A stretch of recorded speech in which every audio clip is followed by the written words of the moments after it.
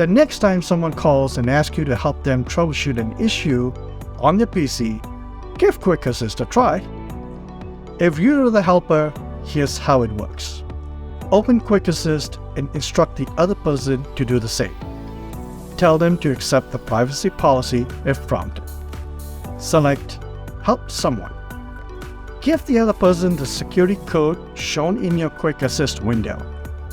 Ask them to enter it in the box beneath the text that reads Security Code from Assistant and select Submit. Their Quick Assist app will ask them to verify that you are the person trying to help them. It'll then instruct them to close anything they don't want you to see on their device. Once they accept, all you have to do is wait for your devices to connect and begin helping.